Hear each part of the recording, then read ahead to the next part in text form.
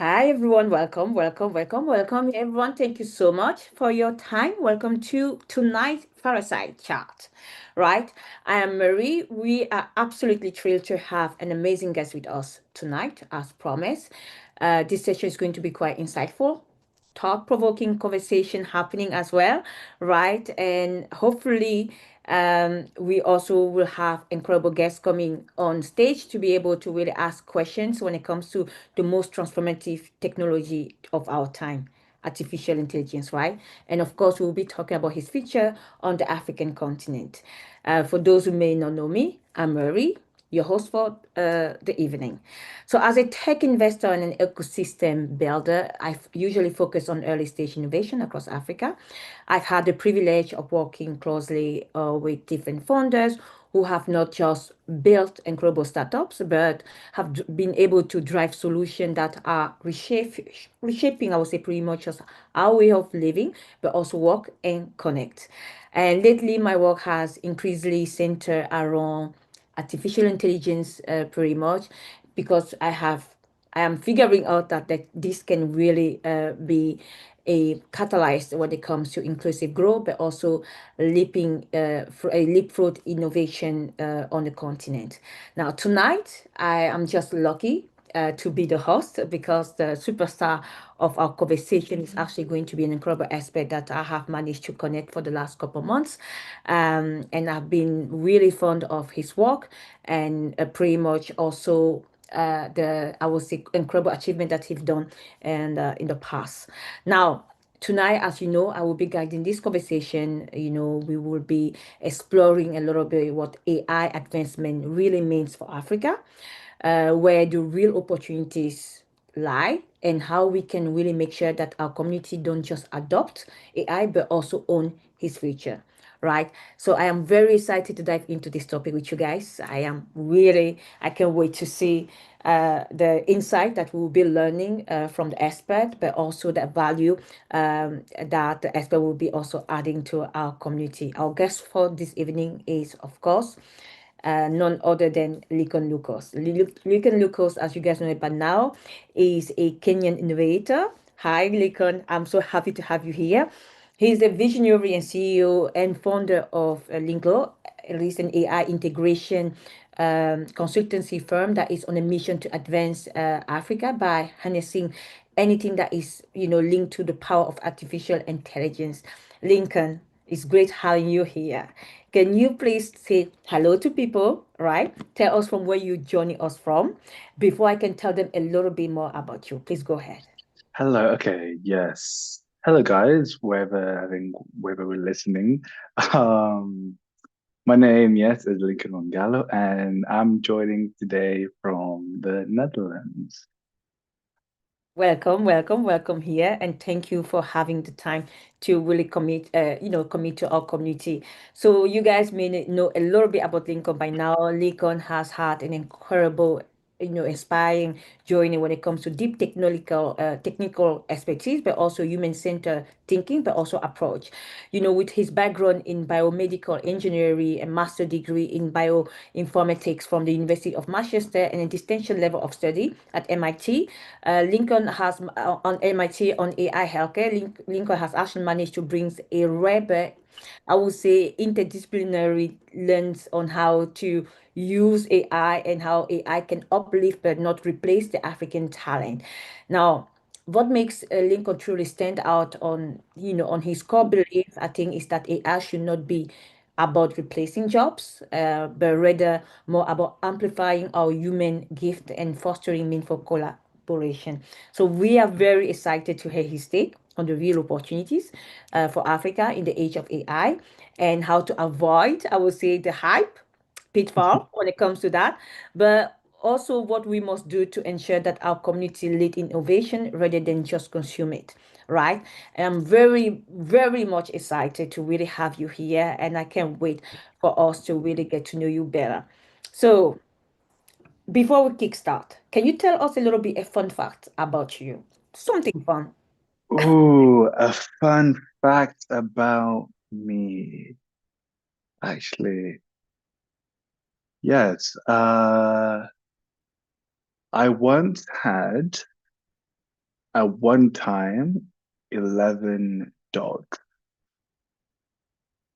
11 dogs at one time.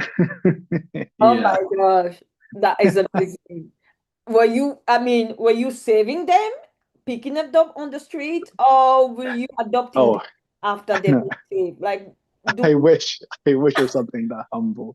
It was when I was living in Tanzania, and I've got a sister, and when I was very, very young, she used to smother me.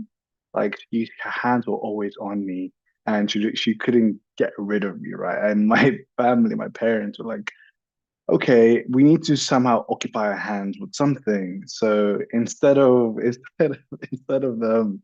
like I said, instead of her dealing with me, they got her two dogs. And then those two dogs decided to have nine puppies. oh my gosh. So then so then back in Tanzania we had 11 dogs. Oh, that is amazing. That is amazing. Wow. Thank you so much for this amazing story. But most importantly, thank you for having us tonight as well. For those who are listening in and watching live as well in other platform, welcome here, guys. Welcome, to the community again. If you are watching, we always say sharing is scary. So make sure that you are sharing with others as well in different community. Make sure that the people show up so that we can learn as much as we can when it comes to this particular session. This is the first time that we're talking about AI on a session like this, right? When it comes to really talking with an expert. We had this conversation for the last couple of years and stuff like that, but this will be our first expert-led session where we can really gain as much insight as we can. If you have registered for this session, you will have the opportunity to come on stage, as you can see, with amazing founder that we have, Nicola, the amazing colleague on top there, Nate, and the amazing colleagues we have on top there, Nicola, pretty much, right? So please don't be shy. Come on stage so that you can ask your question directly to Lincoln when the moment comes as well, right? It is a great way for you to get as much insight as you can. And remember that the question that you usually ask help also other founders as they navigate through building their own startups as well. So we are just here to learn from each other and make sure that we gain as much knowledge as we can when it comes to Lincoln's expertise, right? So let's dive in. I would love to start with a quick session because when we talked about AI, we always have this vision when it comes to AI in Africa, right? Let's talk about opportunities and vision of AI in Mhm. Africa. So, Linton, you have deeply rooted in both science and innovation. That is who you are, right? Quite an impressive profile. What drew you into AI and its intersection with African progress? Oh, yeah, that's good. That's a good one. Yeah, so my background, as you briefly mentioned, was very much in. It first started in the medical and healthcare sector. So my bachelor's in biomedical engineering, and then my master's, of course, in bioinformatics. But where my passion for AI started to really come forward was my experience with MIT when I was learning about artificial intelligence in healthcare. And right there and there, I just saw a glimpse of how revolutionary this technology can be. And what really caught my eye was the potential that it has in in countries which aren't as developed as, let's say, the Americas and the Europes. And I was like, so with this, there's actually an opportunity for my grandma back at home in Kenya to receive A grade top level hospitality and healthcare without even having to get the doctor or having to get the surgeon over to, she can receive it from the comfort of her own home. And that idea was like, wow, okay. Because if this can do that, then what else? What else can it do? And in what other sectors? Especially if the potential of this was seen and very evident in healthcare, which is very regulated. Imagine how it can be used in agriculture, in logistics, in real estate, in finance, in in literally all sectors. Literally, so it was very much my experience in MIT that kind of really showed me the potential of it. And then now from diving in deeper, I started to see the full picture. And that's when I was like, we have to do something today. Like we have to. Well, I love that. I love that. I love that. How do you see now, based on that, how do you see Africa's unique opportunity, right, in the global Mm, AI ecosystem? Like, what can we do differently and better than the rest of the world, right? I mean, these are questions that mm. founders who are using AI really just struggle with as well. Yeah, it's good. I would say I think what a lot of founders, what they could be thinking about now when they want to touch into this space is how can we be global competitors? How can we compete with China, Europe, Americas? How can we compete? But what I say is instead of trying to compete in their markets, really focus on solving our local problems. And a very good example of this was like in Kenya with Safaricom, with Safaricom or M-Pesa, where it's a way that people now share money across each other, across borders. It's how literally if you want to buy anything, you use M-Pesa, you use Safaricom M-Pesa. And let me tell you something, this technology was way more advanced when it first came out than even Europe and America. And where it's stemmed from solving a very hyper local problem that your auntie in the village wants to send money to your relative or to your cousins who are across, but they don't have a bank and they don't want to carry cash. How can we do this? From a very small challenge, a very small local challenge, then uprooted this huge company now where the technology and what they did is now being even talked upon in Europe and China as now leaders in innovation in this area. So as a founder looking into getting into this space, I would really say focus on solving the local problems, the local challenges. And because of our climate, our ecosystem, it'd be just because of that, it'd be very unique, which will make it stand out. And the global players, I promise you, will come and listen and see. So hopefully that answers. Absolutely. It does. It does. It does. And I love the fact that you work at the front line of AI integration, right? So, can you maybe share a story of an African-led AI solution that made you, I will say, pretty much just think like, oh, okay, this is the future, right? Just like what you previously shared with us, Mm. right? So, when you look at the work that you've done, is it a story, another story that you may want to share with us? Hmm. Oh, let me see which one I can actually, which one should I share? Actually, yes, I was reading upon these two.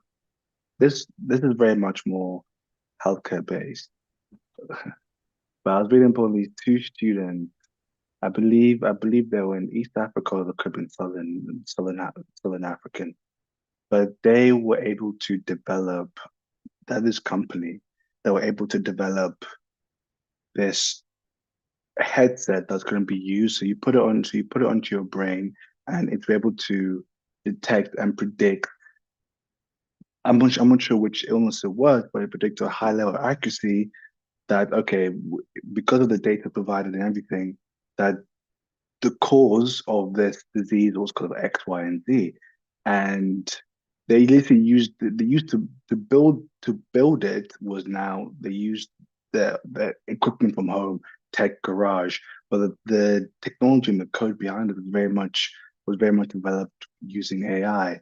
And I forgot what the name of the startup was called, but I just was reading it through. I was reading the headlines because it made news actually that these students in such limited resources were able to create something so advanced.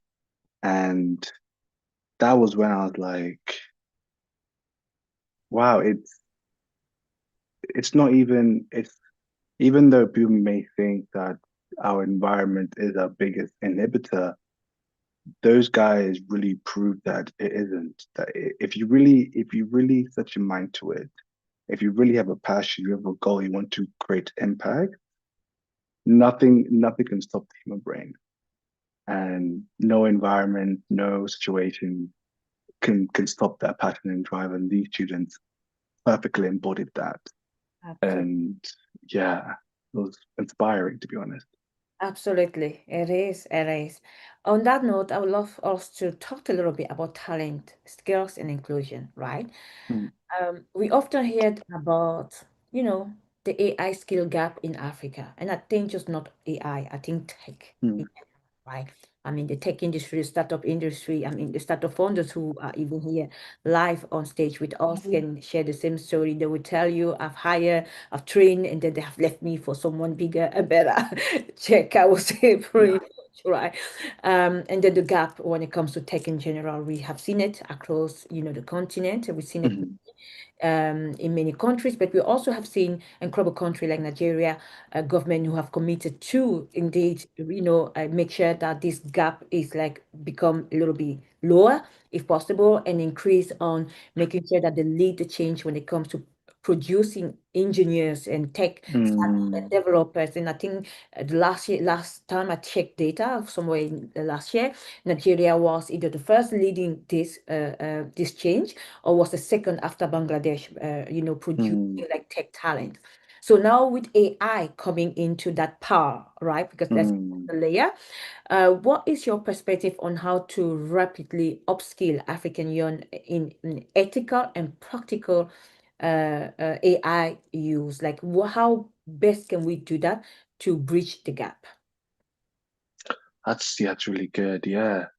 I was yesterday actually, I was reading because Kenya recently put out their AI strategy from 2025 to 2035.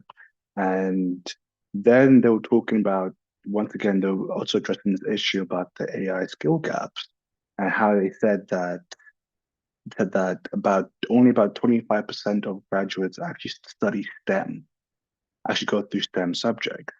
And which is interesting because what I think the solution would be from my experience here is there's now a lot of software and systems which we call them now low code or no code solutions. And I'll be honest, as even in my consultancy, my agency, when we get clients who offer up like what their problems are and what the issues would like automated, how they'd like to use AI, sometimes for their use case, and I would say for all the proposals we get, probably about 75% of them can be solved using low code and no code solutions. Like I've got like a bank of problems, which if I go through them, I'm like, that can be solved using that. And these skills to use these softwares and platforms, it doesn't require one to be a STEM student. It does literally anyone can be taught how to use and leverage these solutions where it's quite simply drag and drop. You drag and drop. Let's say one business process is you want to sort out someone's marketing pipeline. So they they get information like they have a blog, there's this blog here, they want to post a blog on LinkedIn, Instagram, website, and also want to do that all at once, they press one button. So now, as someone who knows about coding and everything, they're thinking about linking APIs, they're thinking about writing code, Python, getting its source structure, and shipping it through. But with these softwares, all you have to do is get, let's say, use the chat GPT to help you create like a blog, right? It creates a blog. You drag and drop that in. And then from there you start a pipeline, which is links to LinkedIn, Instagram, your website, and maybe another forum. Once it's made those connections, it's also very visual. You press run and it runs it automatically. And these solutions, and we have actually designed a handful of these solutions, it's any we could teach it. Actually, we'd love to teach it if it's like quite literally, I'd love to teach the students, the youth, entrepreneurs, who are like, I'm scared to get into this field because I don't have the knowledge. I'm not a computer science major. I don't know anything about coding. You don't have to. Leave those big challenges and AI coding challenges that require one to sit down and develop something new to the one to have the experience. But if you want to find how you yourself today can actually contribute into this AI environment, but you don't have the skills, these are the most perfect lessons. These are the most perfect tools, the most perfect software. It's super easy, and companies today don't know about them. And the value which you can put can can literally save these organizations thousands a year, and you don't need to have a STEM degree. So I think one of the best ways I see that we can start to close that gap is if we start opening our mind up and start introducing such tools and software into our education systems, into our universities, into our workplaces, and now start really putting the initiative into upskill everyone, because these tools can be used by anyone.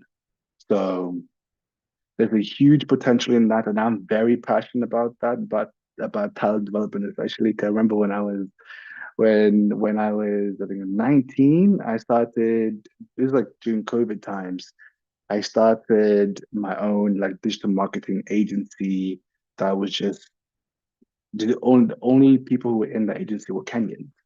And during COVID, because everyone was looking abroad for their marketing because they couldn't rely on their local market anymore, I was like, okay, look, there's a set of students here in Kenya who are very skilled in graphic design, who are very good at content writing, who are very good at SEO writing. All they had to do was just to be upskilled and understand what the European market kind of looks for.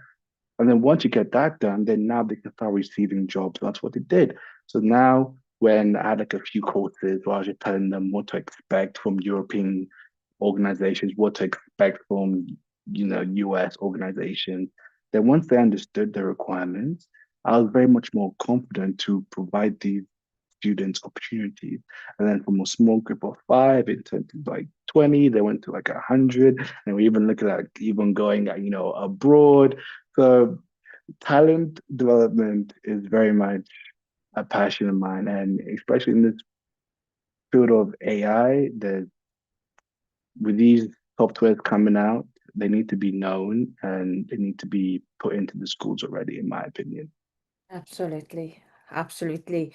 And actually, taking from your experience as well and your expertise, right, and projects on which you worked many times so far, how do we ensure that AI access and education can go beyond cities, right? Because even when we talk about the tech talent gap, right? We Mm, usually really talk about bigger city, like where all the tech startups are located, etc. And we usually just again, right? We leave people behind, and usually these people are women, young people, mm, majority of the time in rural area as well, right? And because men, I mean, they're part of underdeserved community, underserved community, and also similar to other groups as well. So how do we make sure that these groups also have access and the education that is needed when it comes to AI? that's good. Yeah, we instead of relying on them coming to us, we go to them. Because now the way Africa is developing, especially like the Nigeria, Rwanda, Kenya, South Africa, and Botswana. Now internet and Wi-Fi is becoming much more readily available. Like it's that's such a it's such a big thing if you look at the grand scheme of things, because it then allows us to do such things like instead of relying to only depend on the city and the cities, create like a small bus, a small little hub, mobile hub, or just travel. And then you stay there maybe for a day or two, educating. You move from village to village, city to city, rural area to rural area, just upskilling. And because of the strong boost and the resources put into getting internet all around the area, it's not possible. So I think my best solution for it is don't wait for them to come to you, go to them. Absolutely, absolutely. And then based on that, if we will pick up one of those few countries that you were able to name, pretty much, right? What are the most important skills of mindset that you think that a young entrepreneur should develop today to thrive in AI tomorrow when they are based in Africa, for example? Like, what Hmm, mindset or skills do you think that they should really have or develop? that's good. Yes. They One, it's fail fast. It's it's something which a lot of people uh, are scared. Failure is not a bad thing, or failing is not a bad thing. And the best way I would say is if you do it quickly. So you get an idea, try it. If it doesn't work out, what did you learn from it? Move to the second one. You much rather understand that the way which you're working didn't work out or wasn't successful quickly than realizing it 5 years, 6 years down the line. So if you have an idea, get into it, get started. There's a very famous saying over here where they say they throw you into the deep and you learn how to swim. So you can read all the manuals, all the instructions, but in the end, you gotta get into the deep end. You gotta get into the pool. So that's one, fail fast. Second thing is always this is something which has helped me. And for every problem, I always believe there is a solution to I believe this wholeheartedly that to every single problem, every single challenge out there, there is a solution. And once you train your mindset to stop seeing problems and actually start now going on that journey on what's a solution, how do we solve this, then you're going to find yourself accepting more things. You're going to find yourself completing more things. This challenge seems too big. Oh, that's not a problem because there's always a solution for that challenge. You can find it. You just need to get stuck in, and that mindset as well has really propelled myself, also propelled the business forward. That whenever we see something which seems challenging, we smile because we know if this is challenging, that means the solution is going to be even more sweeter. Absolutely. It's amazing having you here, Lincoln. Again, thank you for your time commitment. For those who are joining us, guys, thank you again for your commitment as well. We're going to be here for at least an hour and a half of 2 hours maximum, right? For Nate and Jeff and Olawale on stage, it's amazing having you. For those who are listening in, if you have registered for this session, feel free to come on stage. Don't be shy. This is an opportunity for you to ask questions, after the session as well to LinkedIn directly, right? And they can also just be questions related to your startup or related to your current solution that you are building, regardless of the industry. Or it can just be a question where you feel like, oh, we should be asking, or we should have asked that question as well, so that we can all learn from each other. AI is new to our community as well, but I think it's a great way for us to kickstart the subject and make sure that we learn how to properly navigate with the I would say with the evolution of technology like this, right? So on that note, I love us to dive into entrepreneurship and local innovation. This is a little bit where my own expertise lies when it comes to that. So as a founder, right, what are the biggest roadblocks? And we ask these questions and opportunities you see for African startups looking to build up to just integrate an AI in the current solution.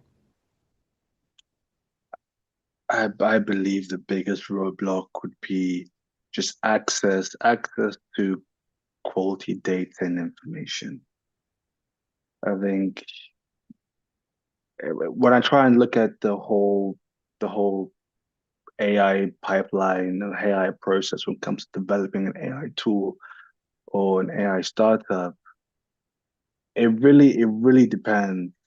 The success of it's really dependent on the data that which it receives, the data which you're working with, the quality of it.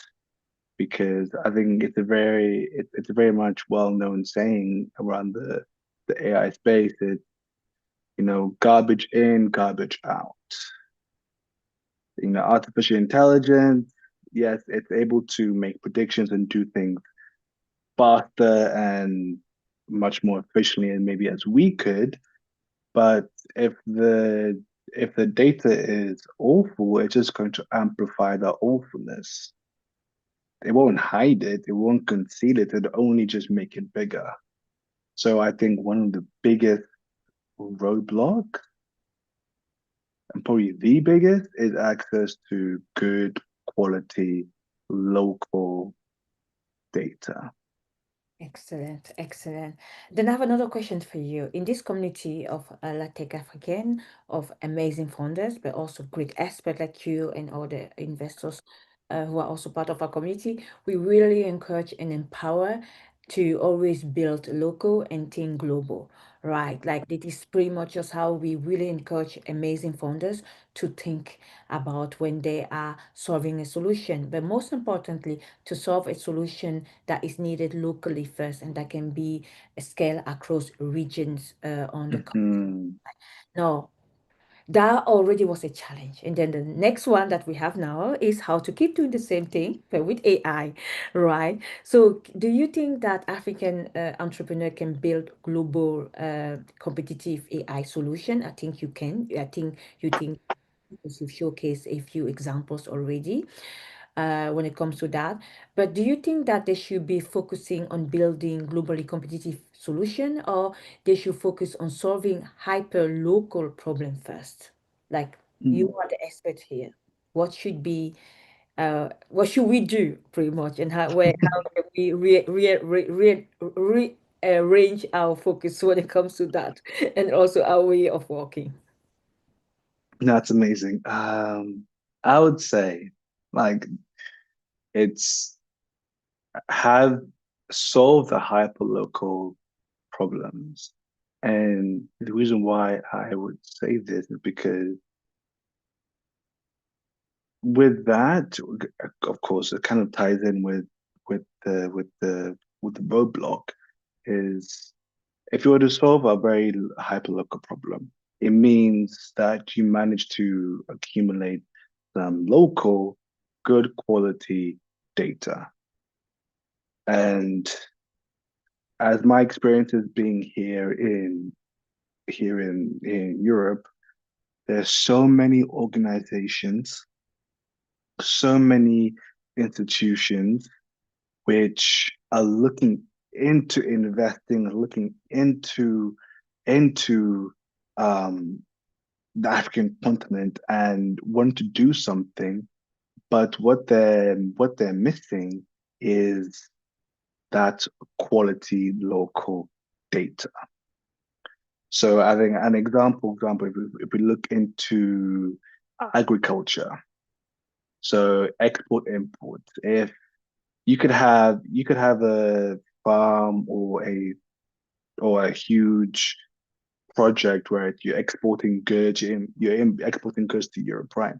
And now with the new regulations, it must really with the new ESG, so economic social governance regulations, for it to even enter into the content, it must meet some requirements and some information and some regulations, sorry.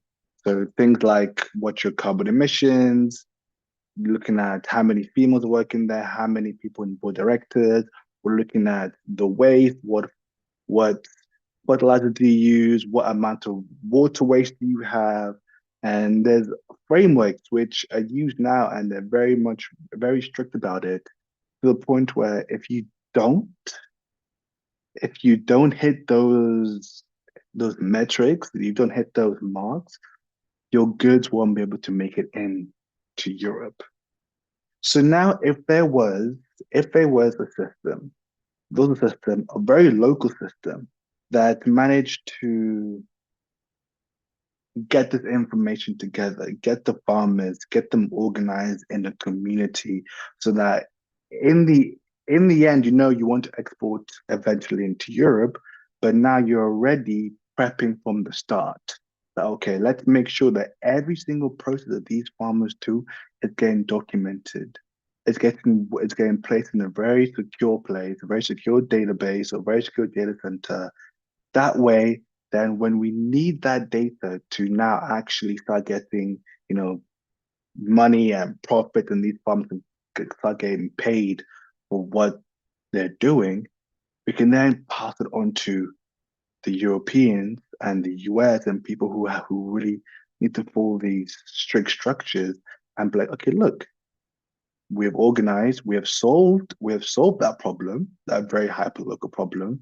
And here's the data which can prove and which can hit your metrics. And now we can do business. And now we can now start trading the way we'd like to. But this all started because you decided to solve a very hyper local challenge. And this just this goes to healthcare. This goes into real estate. This goes also into agriculture. So to answer the question, if you think local first, it means in that process you're gonna get data. You got to get good quality data from that, and that if it's well packaged and well reported and well documented, oh, it can open you up to now the global markets very, very easily. Hopefully, this kind of answers the question clearly. It does, and I love that. I've seen you work with many companies. I've seen you work with many founders as well, etc. What I would love to know is that what is that one mistake you see founders, especially making when it comes to adapting or investing in AI, regardless what they base, right? Mm. Founder, and what do you think that they can do to avoid it, of how can they avoid it in all at once, pretty much. Okay, yeah. When it comes to the investing, it's believing that AI is a solution for everything. As I don't go into it believing it's a solution for everything, because that's one of the biggest mistakes I believe people make, because now they, like I said, you're taking away that human element, that human touch. And from my experience of dealing with the systems, you don't want to do that. You don't want to avoid that because one, without going into too much of the politics, one, if you really believe that AI can replace jobs, that AI can do what every human can do and even better, then now you got to be left with a whole demographic of people who feel that they're jobless, who are now desperate. And to be honest, right now, the interaction which we're having, like as anybody's with it and watching, cannot be done with AI. We cannot connect like this, have a relationship like this with artificial intelligence. And in the end, when it comes to doing more business, when it comes to acquiring someone's business, when it comes to selling a product, or when it comes to selling a service, it's very much reliant on, yes, this connection we had initially. So I think one of the biggest things that artificial intelligence really people need to believe that people need to believe that honestly it cannot be the solution for all our problems. Yeah, I agree 100% with that. All right, so let's go back a little bit to the session where you talked about having good data, right? Having good Mm, data, being able to navigate and properly build a local data sets as well, etc. So I love to talk a little bit more about that, right? Data ethics and infrastructure, right? So you worked again with healthcare data in sensitive systems mm. as well, right? What do you think that African countries can prioritize when it comes to ethical data collection and AI governance as well, right?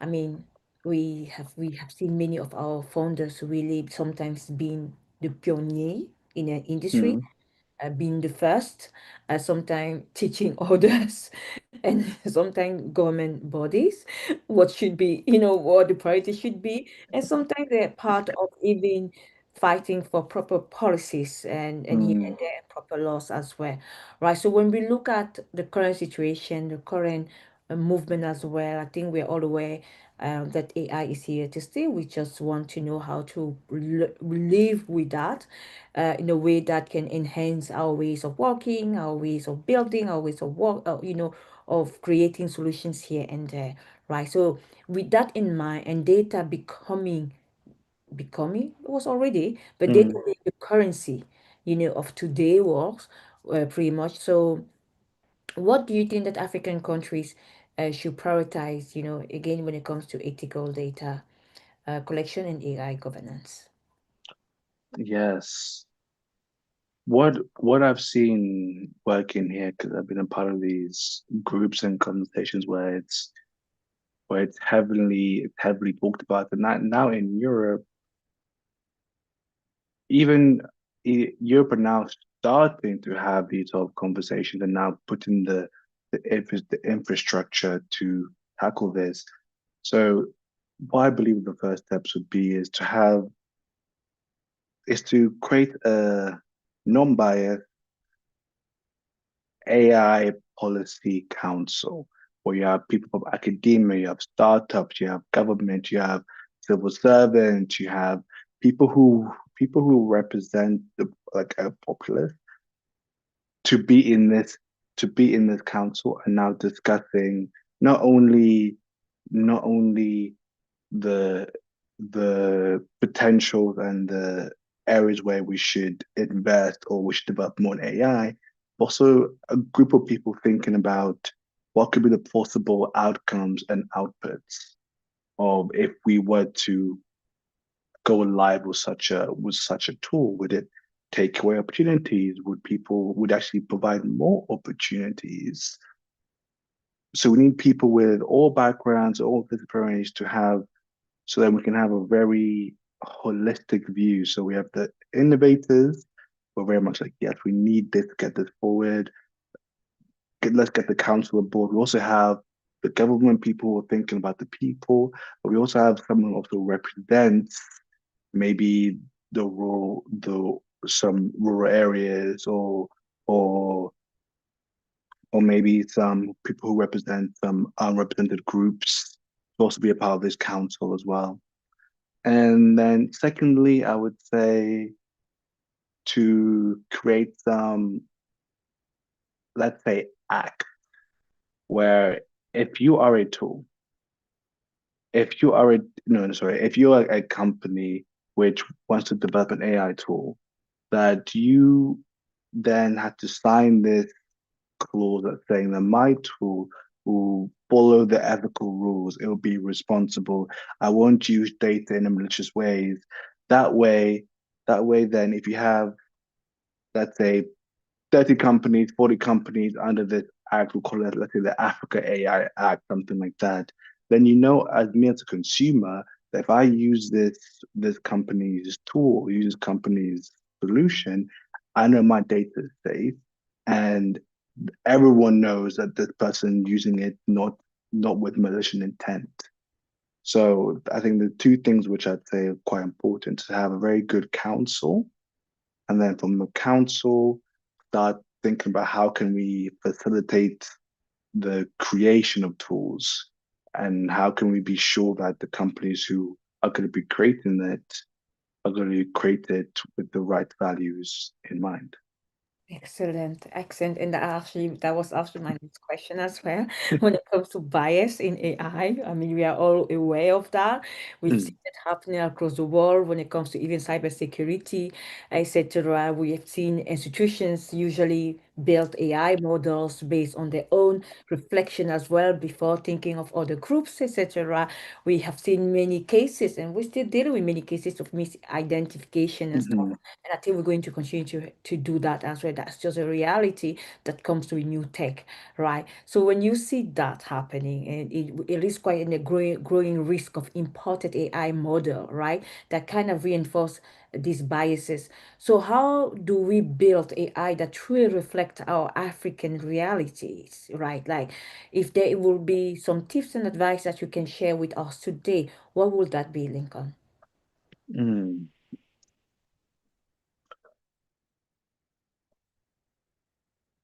With this one, I guess the quick answer would be to set up local data centers where where which can be collecting information, collecting data from which best represent our African realities.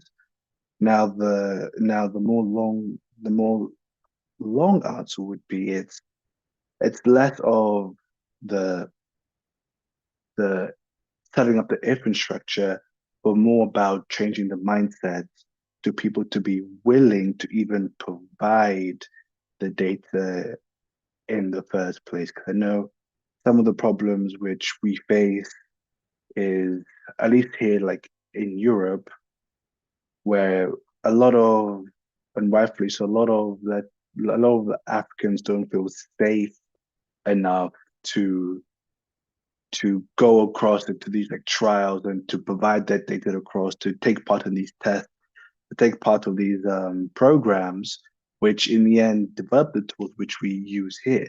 So, which means that the tools and the AI software are being trained on information that doesn't best represent our reality. And they'll go and get good scores and everything, and then be used in the public space. And that's because, rightfully so, me being here, I'm gonna feel so comfortable to provide my data in this land where I don't call my home per se. So now, so now, so now when let's say I go back home in Kenya, and there's this initiative, and there's initiative to better our people, better our continent, and there's like a whole campaign that was put across to change our mindset so we feel more comfortable, to a point where it's like, I want to give actually my information. I want to be in that line because I know what the end result is. I know what this can do for my community. I know what it can do for our country, for all the nations.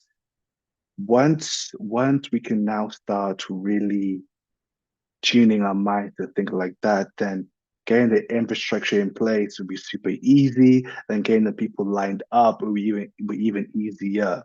Then in that way, in the end, we then have AI which best represents our African reality, because we first started off with a mindset, then went to actually develop the infrastructure, then therefore they get the outcome which we desire. Absolutely, absolutely. And then to close on that specific topic session, I would say when it comes to data ethics infrastructure, I'm thinking about in general when it comes to AI, right? I think we have a different roles, right? As an expert today in today's world and how we handle AI and how the continent is also moving in general, and maybe just some countries, right, are moving when it comes to AI. Do you see a role for decentralized systems to start with, like we had with blockchain of open data, repositories, pretty much, right, to make sure that we can strengthen Africans' AI infrastructure as well? Mhm. I think with the, actually that's good. Yeah, I think with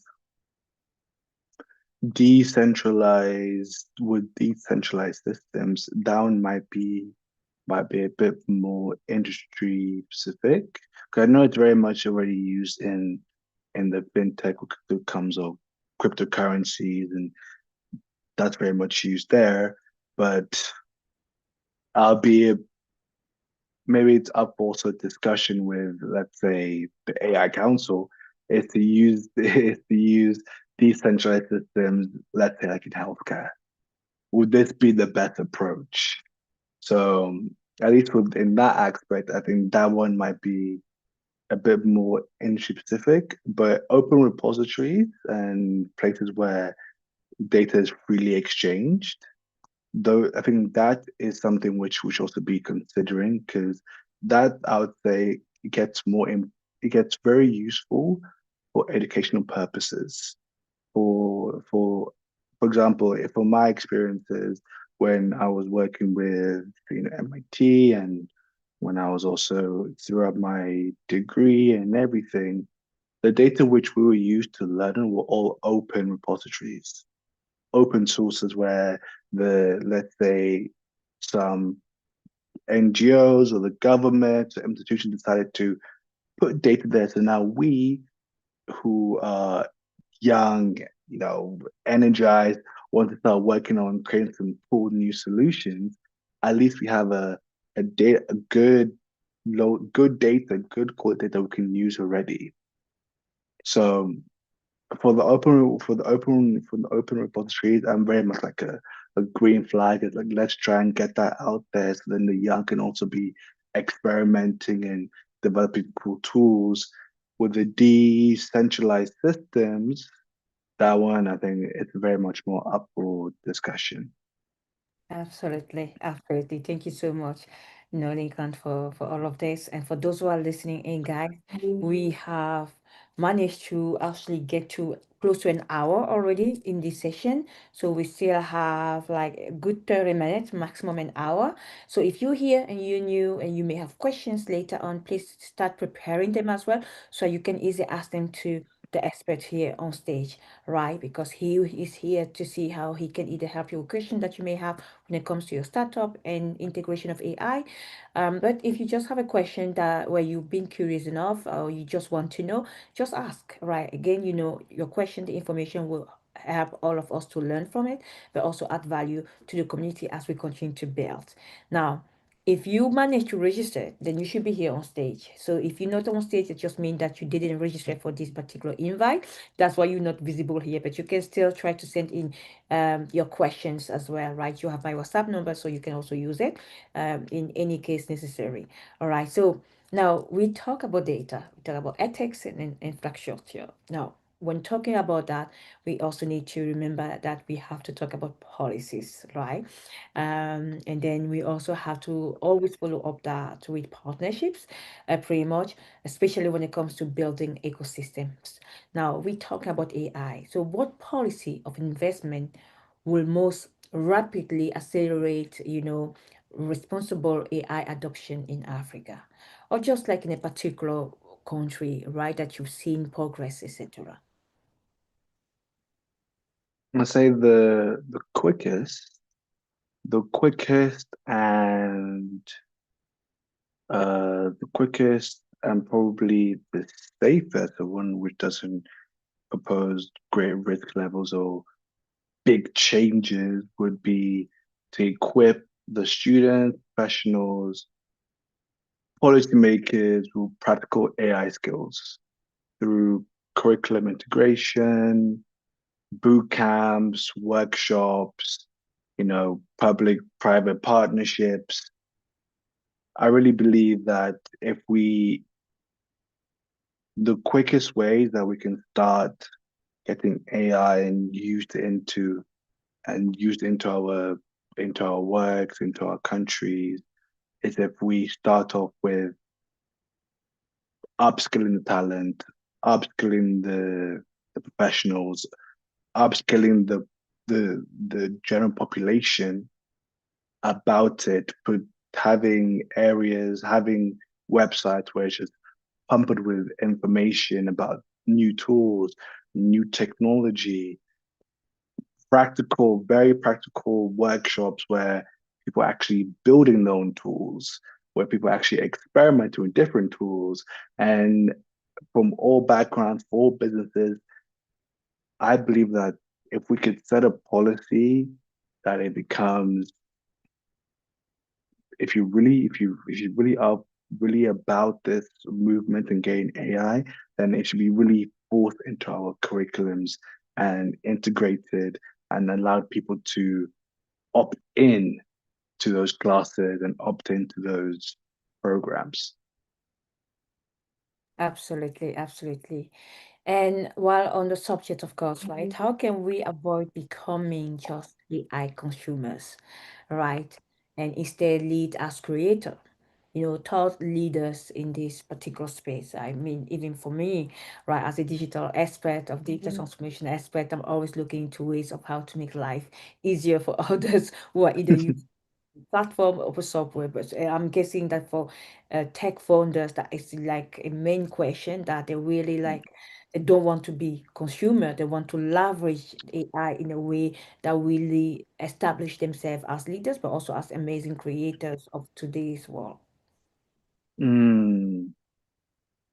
One of the ways is like literally what we're doing right now, having open discussions, conversations with multidisciplinary teams about, instead of talking about the problems, now start thinking about how can I use my expertise, let's say in law, and how can you use your expertise, let's say in AI, and brainstorm and create something or just discuss around this topic and just see what opens up, see what solutions just pop out of our mouths, see what like neurons fire in our brains and what ideas come out of it. I think one good place to start is having more of these sort of discussions. And now we have panels of people from all different backgrounds also chipping in as well. And another way for us to stop or to not really think that we're just AI consumers is to also believe that we can also be AI innovators. So it's kind of like a once again, a mindset shift we, that our experience is valuable, that we as multiple nations have a say. We have power, we have resources, and with that, we can not only just be leaders, but we can be pioneers as well. That when we stop thinking about depending on external resources and external people to come to our aid, when we stop that sort of level of thinking and now start really adopting, we can do this, yes, we can, we're powerful, together, nothing can overcome us, together, nothing can beat us. When we start really pushing those sort of narratives, then we'll also now start seeing ourselves as leaders. And naturally, the things which we then start developing will then become innovative and help us stop becoming those consumers which we don't want to be all the time. Absolutely, absolutely. And while I have you on the subject again, right, you are pretty much just like a walking guidebook when it comes to AI, right? So we here talking to incredible founders who are building impressive solutions out there. Of course, we all want to know like what AI applications are out there that we can use to add to our toolkit, right? That we can use that can help us stimulate our growth. Like if you can really list like a few AI application of tools that we can use like today after this session, what will those applications be? What will those tools be for us? Hmm. That's let me see if I can pick one or a couple actually, which we use. One, okay. I wouldn't even have to give you many because this one, it opens you up into this tool opens you up into a world of several other amazing AI tools. I call it almost like the grandmother of AI tools, and it's a something which I use as well. It's called Make Make.com. Earlier in this conversation, talking about, you know, bringing about the AI skill gap and how they're tools which can really help with that. And these tools are not like some basic childlike tools, but they're actually the solutions which can be made with this tool can as has helped and can help thousands of organizations and ourselves, my organization, my consultancy, we use this tool to do that. And that tool was make.com. And it's what I when when when we first discovered it, the software and its capabilities, we're just like the world is literally our oyster. The matter of I I really believe that anything you can think of automating with artificial intelligence, you could do it with this tool. And actually, one of the things what we have on our site is like this AI evaluator where where you go in there and you fill in a form and then it evaluates, let's say if you want to automate this, it then tells you, okay, to automate this, you do X, Y, and Z. Now, having gotten so many of those forms, the majority of what people want to automate in the industry can be solved with this tool, make.com. It just requires a bit of understanding how to use it. Then now you can start actually solving these solutions. So one tool, which I would say that if you're someone who doesn't know too much about AI, doesn't know too much about coding, but you want to get involved and start creating value and impact, make.com. And to be honest, we would, for the amount of proposals we get that can use it, it would be lovely to also have a workforce, an African workforce who know how to use this tool. And we can start offloading some of these proposals to those students, professionals who want to start leveraging. Because when I tell you that from when I tell you that you can the value that this tool can do to organizations is in the thousands I am of dollars, I'm not lying. I am as someone coming from a very coding based or profession, I feel like I'm cheating. I feel like I'm cheating the system because this tool can do a lot of things which would take a coder, programmer a lot of time to build, but it can do it within 20, 30 minutes. You can create a tool that can save organizations 10,000 in 30 minutes, literally in all sectors. So That's amazing. That is amazing. Thank you so much for sharing this with us as well and publicly with everyone. So on that, on that note again, what role do global partnerships, right? I mean, when it comes to AI, we're always looking to really build this global partnership that can come and add value to the ecosystem, right? So, what role do global partnership and diaspora talents, right, like people like myself or Pan-African networks, play in shaping a vibrant AI ecosystem? mhm, that's good.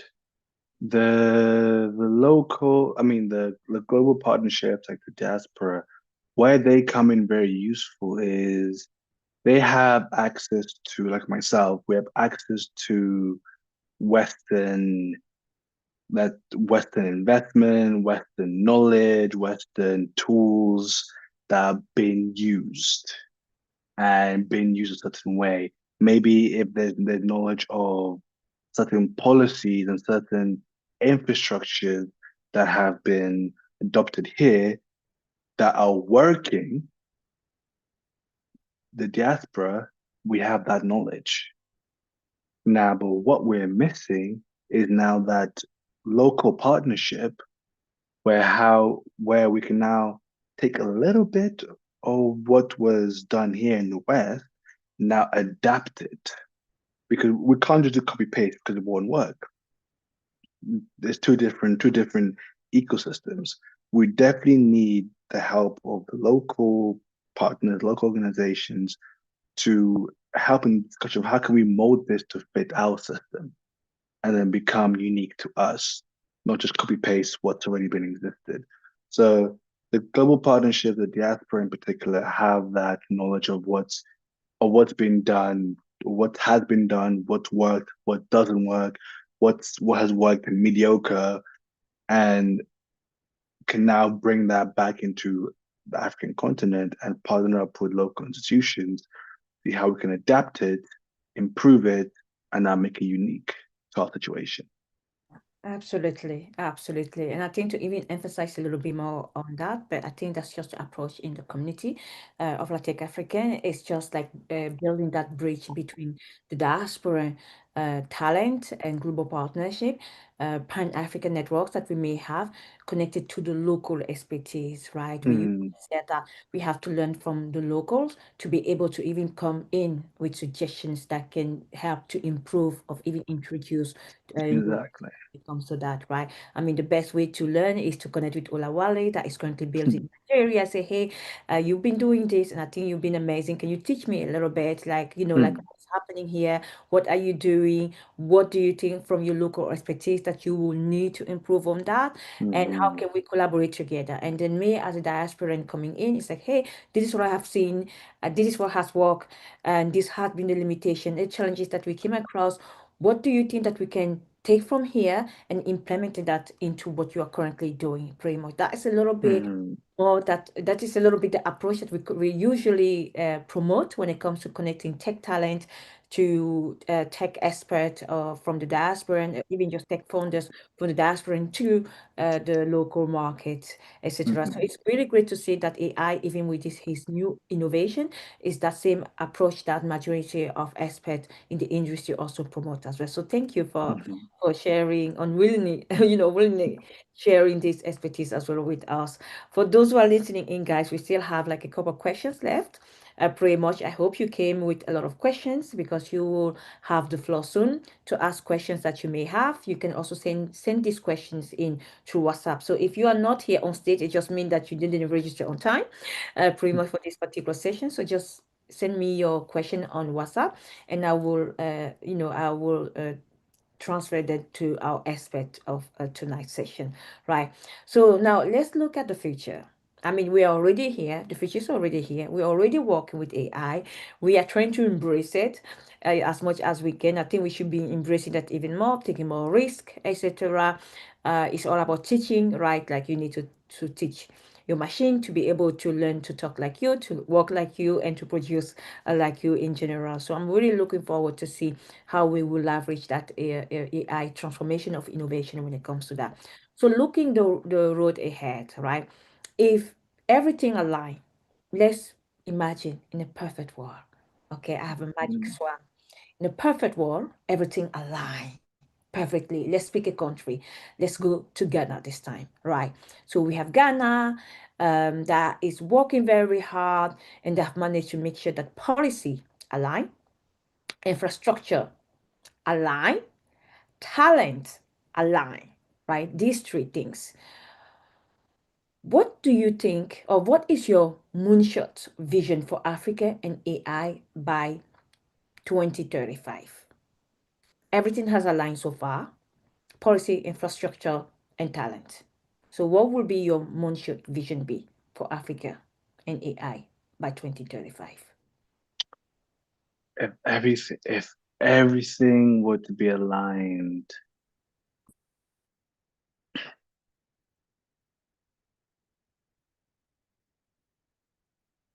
I would say first the requirement or the dependence on external powers would decrease substantially. We wouldn't be requiring drastic foreign aid. We'll become very self-sufficient.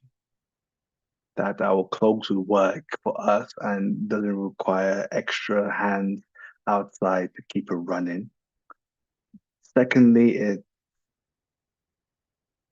we'll have a country, let's say Ghana, will be when it comes to the young professionals and their level of innovativeness and the level of entrepreneurship, the levels of creativity will just skyrocket because now with the AI gap in a perfect world, the AI gap being really reduced. Now everyone knows about it. Everyone can create their own tools, own personal tools, own organizational tools. If everyone can do that, then we're looking at since Africa in a whole has got the youngest population compared to all the continents, that with this possibility, the amount of things that we can develop is almost endless. And as a result, would even I honestly believe that we'll be able to not only compete, but even go beyond Europe, China, and Americas, because when it comes to resources, when it comes to like land, natural resources, youth, talent, it's all there. We can be able to create sustainable data centers using solar, wind, or hydro resources because we have the land to do so. One of the biggest problems in Europe is the lack of land and lack of land and real estate. So to develop data centers, it's it's difficult because we can't find the space to even develop them. But here in our home continent, we have so much land, and we're also blessed with constant sun. To the point that now, if we can now leverage the sun to help power our data centers, then now it becomes much more sustainable. And one of the biggest issues that facing America is that, yeah, you know what, we have all these amazing models, but then the data centers are not that sustainable because it's the resource which we're using to keep it up isn't natural.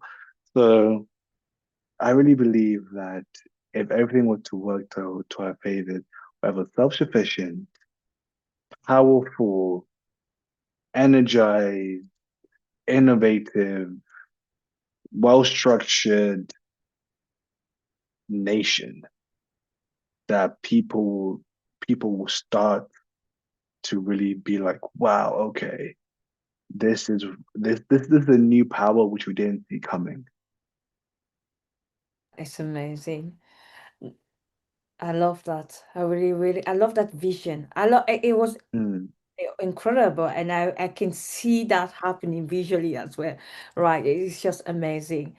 When looking at the trends, I mean, we love trends, right?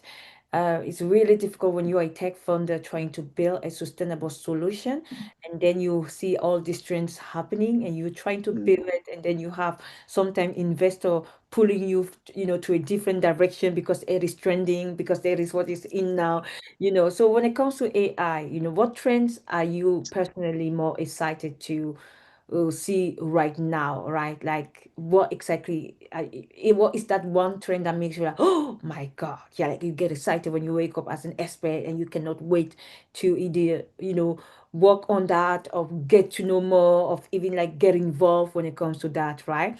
And why should we in Africa care about again when it comes to that particular trend? oh yeah, that's good. What really gets me excited is the trend of eco-friendly and impactful AI. And why I feel that Africa is in a great opportunity to for eco-friendly and impactful AI is because, first of all, in Africa we have some big real-world problems. We have some big real-world problems which require some big real-world solution. And imagine where there was a AI tool, let's say equivalent to ChatGPT, but let us call it an African ChatGPT or African-wide ChatGPT, that every time every time you were to write a prompt, every time you were to create an image, a portion of that, a portion of it, a portion, let's say, of the cost, or what happens, it then, let's say, donates to to a child in a village, or it for every prompt a tree is planted, or for every image that's been used that was generated, some it created some level of impact. And it so then that means that me, when I use when I use this African ChatGPT each time, I know that someone back at home, someone in Africa is getting saved. Because a lot of people now, when it comes to, they what I'm seeing is they're loving the buzz around AI and artificial intelligence. They're really enjoying it, but now the elements of impact and sustainability are creeping in, because now the hype is slowly going down. It's like, okay, but now what are the repercussions? How will this look in 15 years? What's the impact? It's taking up a lot of energy to send one prompt. So how can we combat this? So now if we were able to be in the position to create eco-friendly and impactful artificial intelligence, then that's something which I am definitely very excited to explore. And if any other people would be excited, I'd love to also have that conversation with them as well. But yeah. I love that. I love that. We went from your vision pretty much, right, to the trends. Now I want one word from you, like a one, right? Like if you will have to choose one word, right? How will you describe the future of AI in Africa, and why that word particularly? Wow. One word. Tricky that. One word. I think I'd say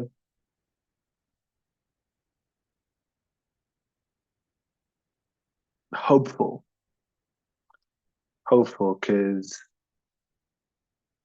the reason why I say hopeful is because yes, that the use of AI in the opportunities in Africa are huge.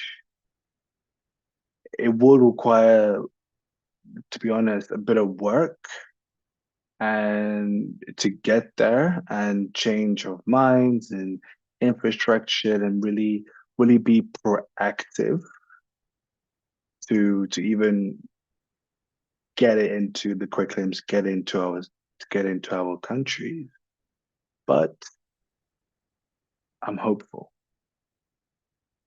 I love that. I love that. I love that. And I love having these conversations with you as well. I remember last week I went into a meeting. We were talking about the Mm. project, etc. I walk away and I think I connected with another founder in the community and we were just talking about, and I told him, oh, I wish you were in this meeting, right? I wish you were present because I think I didn't even understood half of what they were saying. Like why? Why would they do that? Like, can they Mm. translate that to people like us, like common people, pretty much when it comes to that? And as I'm listening to you and I'm listening and I'm learning a lot from you when it comes to AI, I'm just like, I wish that you were like one of these, those speakers last week, pretty much when it came to the subject. You make it very easier, but also like pretty much just simple for everyone to understand, regardless if someone has a background in AI or not in terms of expertise. And I love that pretty much. Hopeful, I think is one word that we'll be working away with tonight's session as well. For those who are listening in, guys, I am loving the conversation. We are coming soon to the end of this session as well. I love you guys to start sending in your questions. Dan, I've received your question. I would definitely find the time to ask that question as well. Nate, if you are on stage and you can talk, just let me know. One, I will kickstart the round table. And Olawale as well, if you want to ask your question, just let me know so that I can give you guys space to ask your questions. So on that note, I have some closing reflections, okay? And I need you just to bear a little bit with me before we open the floor to questions, pretty much.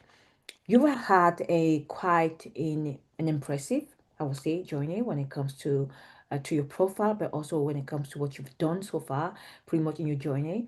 Your journey have been quite interdisciplinary. We've said that before early on in this conversation. I mean, you went from engineering to, bioinformatics. I remember I was like, what does it mean bioinformatics?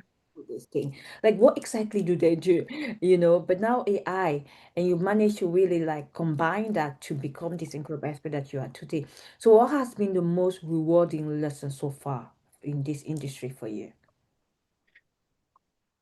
Rewarding lesson. What's been my most rewarding lesson? Ooh, that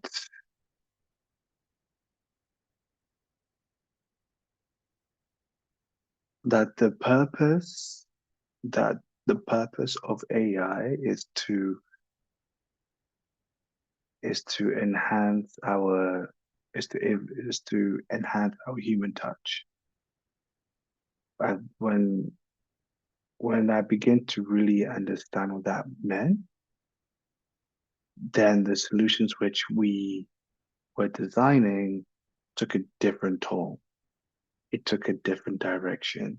And from that, the feedback which we're getting has been much more positive and has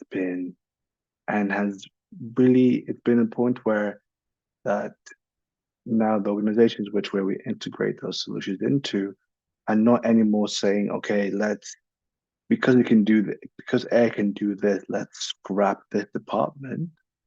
But not the language is more because AI can do this, let's get more people, let's get more people in to do this function then. So this to work on their gifts, to work on their talents. Because AI can do the boring and the repetitive and the mundane activities. So because of that, we can then now focus on our human gift. So that's been my most rewarding lesson. That's amazing. That's really amazing. Finally, I mean, I know your ambition when it comes to AI and healthcare, right? And I am excited to even see you work on a lot of this project as well in the future, just to see how we can connect and stay connected as well, right? Um, when you look at your legacy, right, what do you hope to leave? Not just in AI, right? Because you have a diverse background and all this expertise, right? So how does Africa, you know, should approach innovation and technology? Like, if you will have to leave your legacy behind, how can that be reflect on the continent once you've done with your work? Let's say 50 years from now, of 100 years, okay, 50 years. Let's be less ambitious when it comes to that. Year from now. Okay. So, how should your legacy look like? Legacy would if I were to like close my eyes and 50 years to come, just look back at my life and the achievements, it would be what I want to see is a million happy faces, just a million smiles from ranging from kids to youth to students to working professionals to the elderly. Like if I just close my eyes, like when I'm laying my head and just looking back at the time that's gone by, I would I would know that my work is near completion or a point where I can call it a rest, when I can see and picture a million happy faces. Thank you. Thank you for sharing this. This is actually quite personal and private as well. I'm so sorry to have put you on. No. Always good, like to know people in and out when it comes to when it comes to the vision, the expertise as well. In general, I'm just excited to have you here. You have an amazing vibe as well when it comes to that. Thank you for adding that, adding that to our community as well. For those who are listening in, guys, we actually at the end of our session when it not session but questions when it comes to our questions, to the expert. But now I'm opening the floor to those who are either joining me of thinking of joining or just have questions in relationship to the project. We have two founders here on stage, both Nate and Olawale. We have Nicola, but Nicola is part of the team, as you guys know that by now.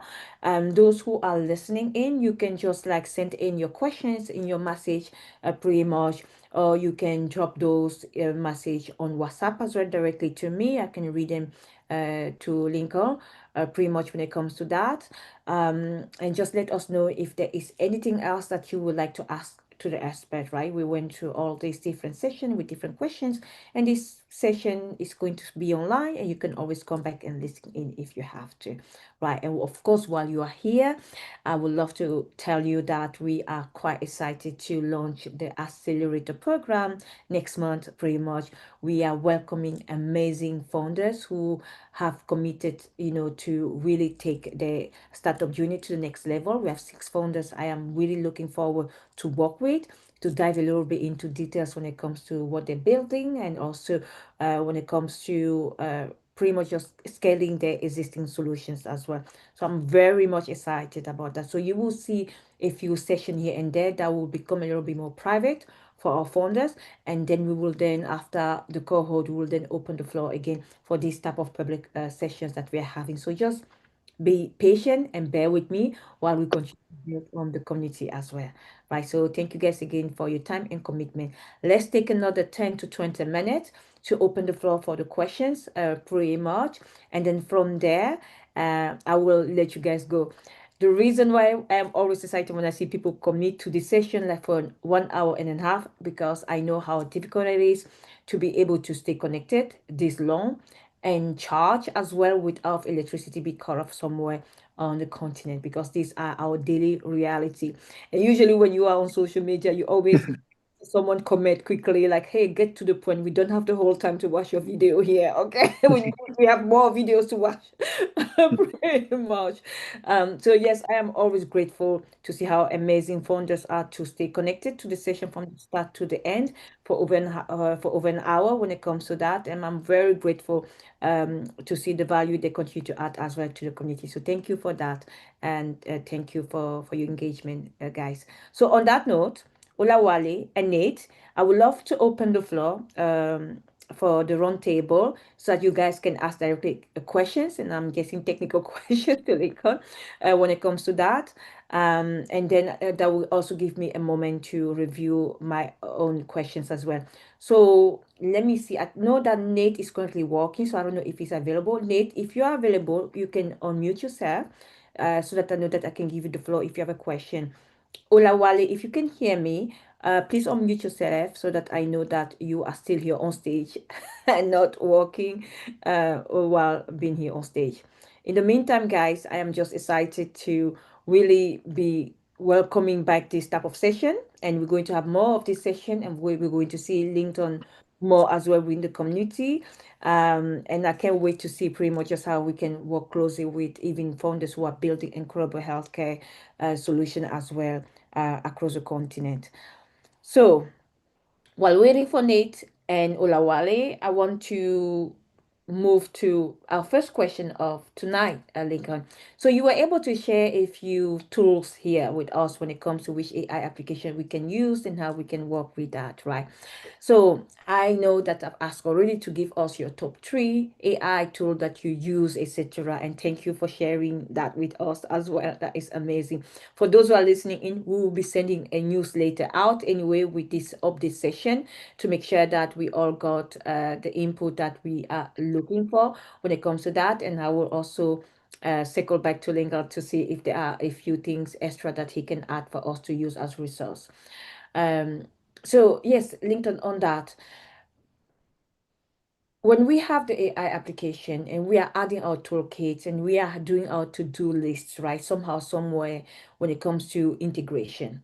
Now, imagine that I am an early stage tech startup. I'm building out there. I'm figuring out a little bit how to automate majority of my task, to be honest, because majority of tech founders are a one-man show.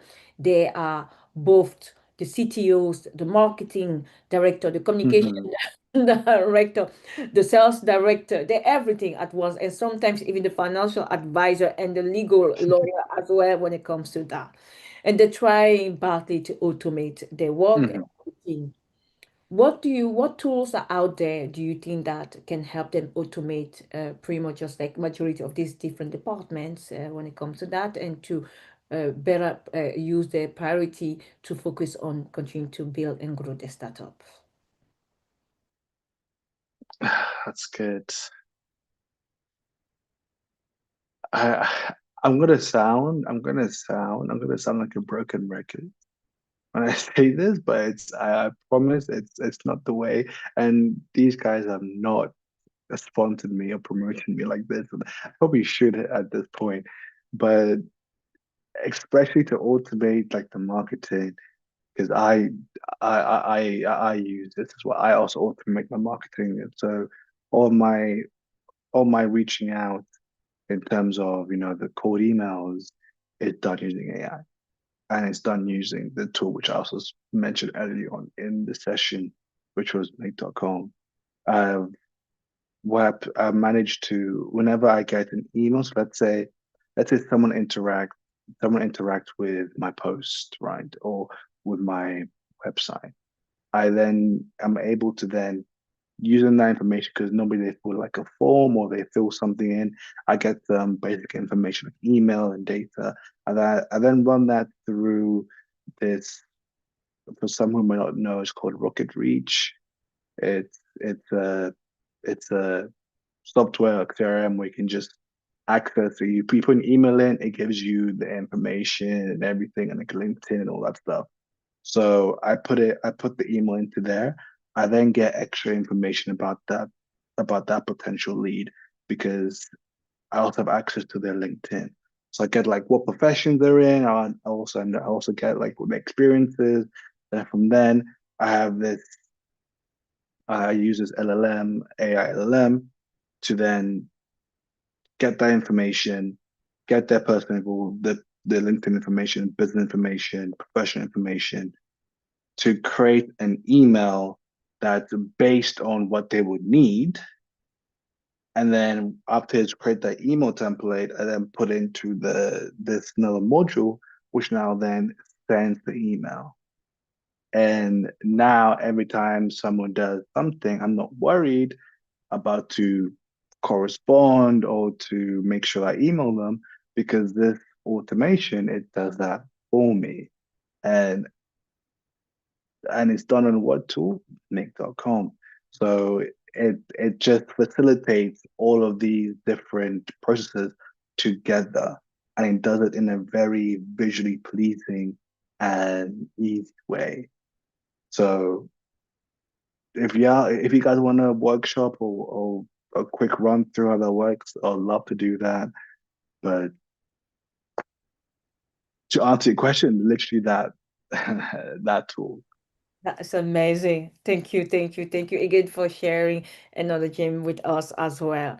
Now we have a question from one of our founder expert as well in the community, right? The question is actually from Dan. Dan have asked like, how do we concretely, right, anticipate and prevent catastrophic misuse or unattended consequence of self-generating AI? Oh, so how do we misuse or this self? So how do we really anticipate and prevent the misuse or unattended consequence of self-generating AI? And that question, maybe to give you some context, Dan is from the entertainment industry, pretty much when it comes to productions, content, film, anything that we consume related to entertainment. That's what Dan is an expert of when it comes to that particular industry. So his question would then be linked to that specific industry. Oh, I see, I understand, because with this recent trend of the deep fakes Yeah. and how, yeah, I get that, and how celebrities and AI is getting so realistic that it's even making its own movies, and it's getting, you can put a celebrity in very many different situations and using AI, which is not actually true. And now I completely understand that. The The quickest answer would be it involves around this is something which now the councils and the policymakers and the like some kind of AI counterfeit team should now be discussing, because the truth is there are there's evil people in this world, and there's people who take any tool, any technology, and use it to exploit something.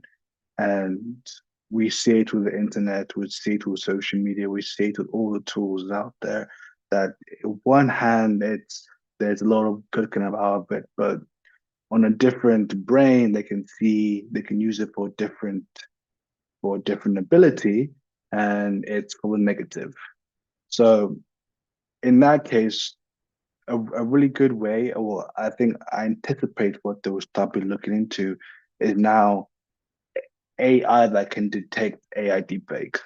And we've already started to see such technology, maybe not in entertainment, but already just in the plagiarism and in terms of an IP, where it's like, okay, you wrote this. Did you really write it, or did AI write this? You know. So in that end, it's using AI to actually detect if this is written by AI. And a lot of, I think the other day I was looking, I don't know which industry it was, where now I think it's along the same lines of how they would use. There's a team that was responsible for detecting malicious use of AI in now social media and now disinformation. So whenever people are talking about things which like fake news, for example, and it's just been generated just to stir some kind of fake campaign, there's now teams which have been allocated to try and nip that in the bud, to cut those roots, and they use artificial intelligence very creatively to manage that. So in the entertainment sector, because this is something which, sorry, excuse me, I believe has been popping up and it's been in the conversations, especially in that industry, I believe there's going to be some heavy regulations and teams set aside to be able to detect when the defects are being used, when this content that's been generated is incorrect. And yeah, how to stop that or to control that is kind of saying, how do we stop crime? How do we stop criminals? You know, it's always going to be inevitable. People are always going to use something wrong, or just to make sure we need to have the right courts and system in place to penalize and to catch those perpetrators. That's amazing. Absolutely. Absolutely. I hope that answered Dan questions Yeah. when it comes to that. Dan, either way, you can always send a follow-up question if you have another one when it comes to that. I'm not hearing from Nate of Ulawali, so I'm guessing that they're listening in. They cannot speak on stage pretty much. Then I have a second question for you that is actually from another user. Pretty much. So we will talk about Liz. Liz is actually a healthcare specialist. She's trying to build a, a type of telemedicine app out in Ghana, and she has been quite successful when it comes to that. And she's now trying to reach out to another existing actually great tech company in Kenya that is actually quite a successful one, and figure out a little bit how to test her solution, how she can learn from them, and how they can learn from her as they are also going through the expansion across region. Lee's question is based on collaborations, right? Because Liz believes that collaboration is success to everything.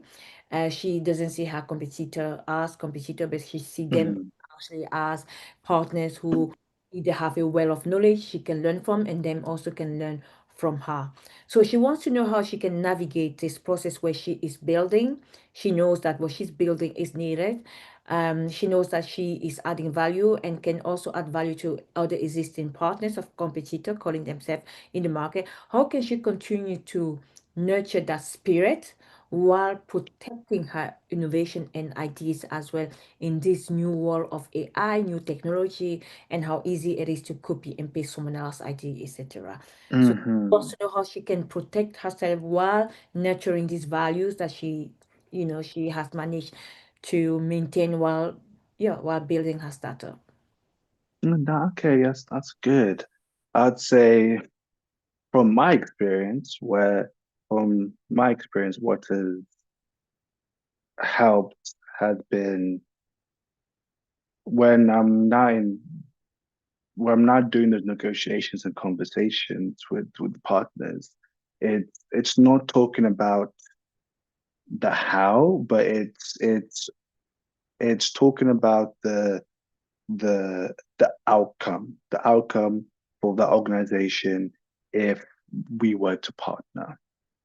I think a good example is that we one of our tools. So we designed this metric document extractor for the sustainability SaaS company here in Europe. And essentially, their problem was that we have companies, sustainability related companies, who need to analyze or extract 1,000 metrics from documents and accurately. Some require like like figure values, some require explanations. So it's a very complex problem. And but like yes, this normally takes people like our analysts 2 weeks to analyze just 100, and that's literally right there and there. You talk about 2,000 in terms of $1,000 in terms of resources wasted because they are not focused on what they're meant to be doing that brings in money, but they're just focused on looking at PDFs, which are 200 pages long, and extracting a value and putting that onto a report. So now this company being a tech company and my company also being like a tech company, we're now trying to have this conversation to negotiate how we can work on this. So now, of course, it's a bit of a game where they want to understand, okay, how are you doing it? Like, how are you actually doing that process? But that process, it's our value. But instead, we say, okay, look, your problem is this. Your problem is you want to save thousands because your analysts are taking 2 weeks to do this. The system which we have proposed here, and it's a demo like this, shortens that down. So what took them 2 weeks is now taking half an hour, and we do it at a much higher level of clarity, transparency, and also accuracy it's because as a human being doing one thing for 2 weeks, you're gonna get tired of it, and you might fall into some small just human errors. But this is done with AI. It's very mundane, so we can shorten that down for you. So now what we're talking about here is the goal. We're not talking about how to get to that goal because that's why we're having this partnership. Because if I could do what you could do, then I would do it. But since we're here, let's talk about the goal. Not talk about the empty the in between. Let's talk about the end outcome. And if you like this end outcome and we can deliver the end outcome, if you like that goal, if it saves you, if we come to a good handshake, then let's partner. So I say I think her name was Liz, like I believe. Liz. Please, yes. Yeah, Liz. When you're looking at these sort of partnerships, try and steer the conversations as more goal orientated and understand where they want to see themselves, let's say 2, 3 years from now, and what they want to achieve, and then focus on that feeling, focus on how that can look like for them, and how you can plug yourself into that vision. Don't try and stay away from the hows and the more technical side of things when it comes to these conversations. Excellent, excellent. Thank you, thank you. I have one more question left, and that's from Victoria in the agri-tech, actually. But before we get to Victoria, again, guys, we are coming at the end of this session. If you have any other questions that you may want to ask, this is a moment for you to do that, right? Send in your last questions or remarks, whatever, when it comes to this session, so that we can at least give you as much input as we can. Okay. And if not, then Victoria will be our last question for this session. I will then be able to wrap up and then, of course, thank our guests, of our tonight guests, pretty much when it comes to this fireside chat. So let's talk about Victoria. Victoria is an agri-tech founder. She chose one of the difficult industry, which is agriculture, right? Her main goal is to train incredible farmers out there in different region, rural region. We will talk about this on underserved communities as well, etc. So she is a very a champion when it comes to that. The solution that she's building also has a potential to be connected to precise device of solution that is needed for agriculture. Now, what she wants to understand, I think in this MVP stage where she just wants to understand if she has to start as early as possible working with AI in different stages of her solution, from processing system to handling indeed her user platform, to handling user requests that coming in, etc. She wants to know like at which stage of her solution does she has to introduce AI? I mean, she have started doing that a little bit by automating few of her tasks according to her, but she wants to know like in the her real solution of agri-tech, how early should she start doing that to at least make sure that she continue to build this sustainable solution that is needed within a community that usually is not linked to tech, right? But somehow, somewhere can get them excited to use this particular tool, as she continue to train them on. So, what can she do, and how soon should she start with AI implementation of integration? That's good. I would say if you really want to start integrating AI, then it's good to start early. But what I would say is with that, some people tend to fall short on this. Limit the use of it. So let's say you have your solution is 100%. At the moment, it's 100%, let's say, without artificial intelligence. If you want to use it in, I'd say try and cap it at 15% of the solution actually uses artificial intelligence. Because what people don't tend to realize is the more you rely on depend on it, the the the higher level, the more open you are to uncertainty errors, where you may get an output which you're not that sure of. And if you want something which is sustainable and you have complete control, if you limit, maybe that maybe it would be nice to have a conversation, if you to limit the use of AI for a particular process, maybe not the process for now when you're actually interacting with the farmer directly, but somewhere in your solution to limit to only that purpose, that you train it just for that one purpose only.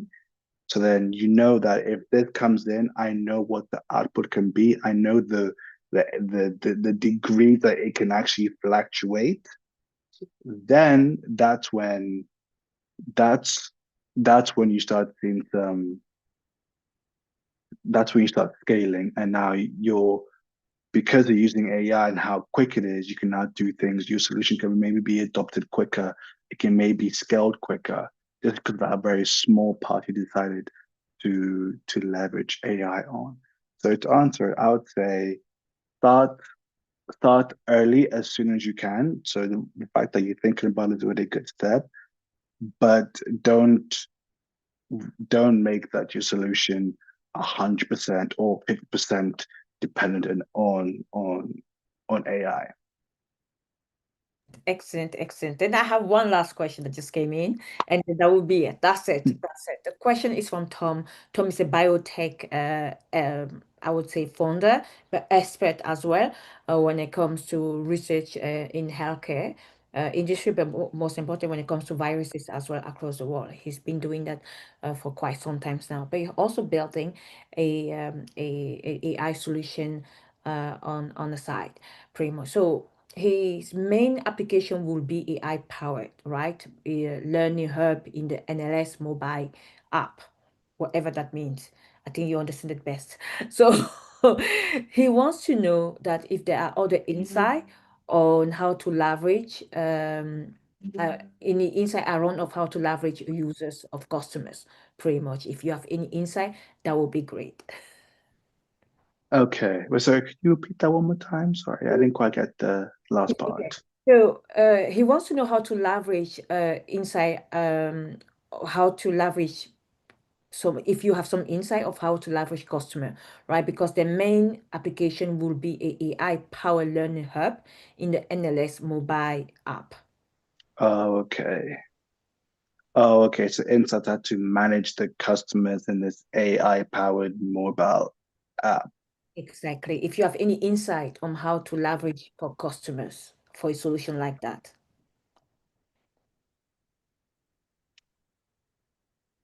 Okay, I guess he's in biotech, so I guess he understands the technology. Maybe this could be more of a perception or a mindset type of solution that okay, I'm not too sure what the mobile app does, but His mobile app is actually kind of like LinkedIn, kind of recruitment platform for other bio okay. students across different regions in Africa. Oh, okay, okay, okay. And So so now, while they are there, they will then be able to learn to, like to get better. It's usually just graduate from this amazing university across the continent. hmm? And then they come together to this community and they looking for job. They have to, they share knowledge, they share training, learning anything that can actually have more exposure and visibility to get the opportunity to go and work on this biotech research program in different labs across Cambridge. Okay. So the customers in this case are the students, or are they like the labs and the Both the students and okay, okay, okay, both. Okay, I see. Okay, I see. Oh, okay, interesting. I mean, first of all, that's a very cool. That's a very cool application. That's something which I'd love to see. That's super interesting. And then how you leverage AI for the customers. Well, for the students, let's start on that end. For the students, it would okay, interestingly, what I've seen before and something which is pretty cool is the ability to do AI matchmaking. Or actually, this can actually work on both ends. The AI matchmaking. So I'm sure some way the customers or students fill in what they've done, like LinkedIn. You have the information. You have maybe the experiences, and then on the other end, you have the the labs and what they're looking for, the requirements.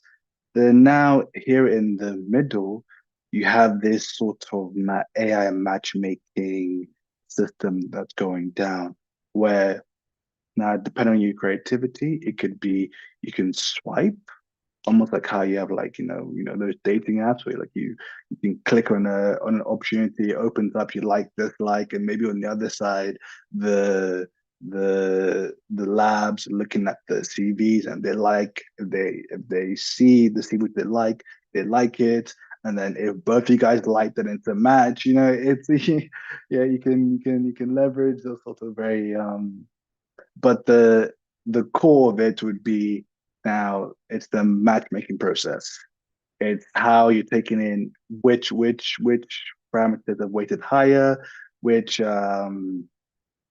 which depending on maybe the location or the type, duration, 2 years, 3 years, how you're gonna be matchmaking these two profiles together. And if if the app is able to to do that, if the app is able to facilitate that, and in the end actually create impact and valued and very worthwhile and valuable matches, then you're looking at a pretty attractive solution for customers on both ends of the spectrums.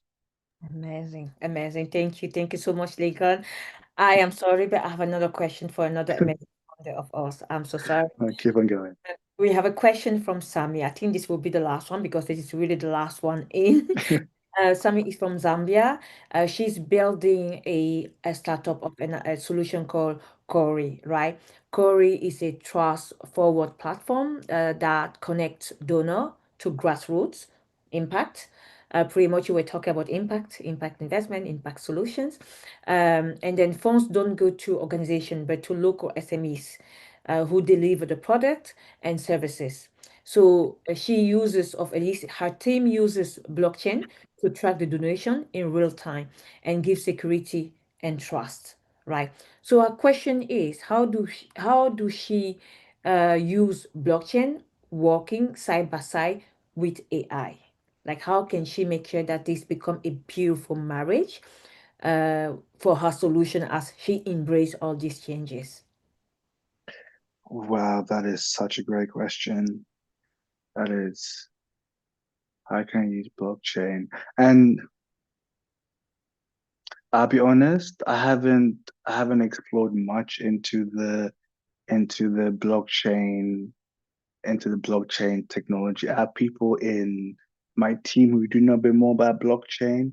Personally, myself, I haven't looked into the blockchain thing. I know about it and what it can do, but I haven't yet leveraged it or used it myself. So probably wouldn't be able to provide the greatest link for that for that particular question, but I'd still be very much interested to dive in deeper and actually maybe one of the days even get my blockchain expert to actually be able to go into how you can solve that problem. But Absolutely. at the moment, I can't make the link. Apologies. It's okay. It's okay. It's okay. Sami is one of our amazing founders as well. She will be part of the private session that we will have. I think this will be a great opportunity to first of all bring the blockchain aspect of our community, who's are youth Hmm. founders who are working and using blockchain every day and who actually are incredible experts. One of them is actually the second term of at least the first term of the community building cybersecurity and fintech left and right Hmm. every day, and then connect with your AI expertise to see pretty much just like, okay, how can we make sure that we help Sami to leverage these two industry of these two expertise of tech, Hmm. and then integrate that into her own solution as well. So I'm I am loving this assignment for you, pretty much comes to that. But either way, I would love for you to just like circle back with your blockchain expert. Usually that's what experts do here. When they cannot answer a question, they usually just like come back and then we use it in our newsletter Hmm. to send it out so that Sami can also get her response. So just remember that Yes. we have like that assignment to do before end of the week ideally. And then next month you will get the opportunity to meet Sami in one of our online sessions where you can even like help and support and guide her through the program as well. Yeah. So we have that, guys. We managed 2 hours later. Wow, I can't believe this. Thank you so much, Lincoln, for your amazing time, commitment, but also for your great introduction to our community. Pretty much. So, guys, as we wrap up tonight's session, Fireside Chat, you guys know that I mean, I really want to extend a heartfelt thank you to Lincoln. Seriously, like, Lincoln, thank you so much for your clarity, courage, openness, compassion pretty much in how you speak when it comes to AI and Africa, pretty much, and just the vibe, the good vibe, the positive vibe. I mean, like, I love this session. The only thing that was missing was maybe like a glass of wine or a glass of tea. Listen, like seriously, I mean, I love AI and anything that is digital transformation, right? But I'm also aware that this is an area where I am learning, and I will continue Mhm. to learn as well as I navigate these different rooms, pretty much. And sometimes I feel like, oh my God, I couldn't follow half of that, couldn't understand half of that. Can we just like have like no more conversation for no more people Yeah. to understand and follow, right? But I'm really happy that you were able to break down all of this for us to really at least understand the importance of AI, but also the Mhm. messaging of that AI is here to stay, and it will be great for us to embrace it so that it can help us enhance anything that we may be building. So Mhm.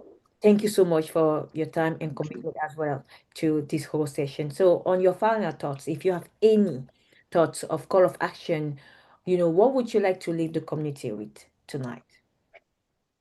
Mm, good question.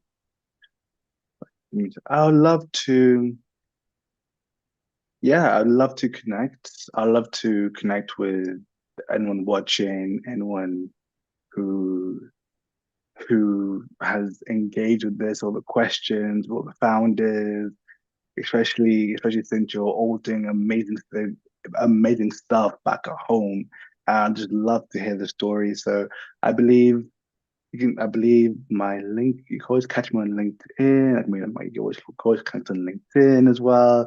You can always also check out the website as well, where there's also a AI evaluator. So if you want to see if your solution needs AI or not, then there's a process there, and it sends you an email about what you should do, whether it needs it, whether it actually doesn't need it, or whether it needs like a more marriaged version of it. So, but Absolutely. ultimately, I just want to connect more and eventually meet all of you founders.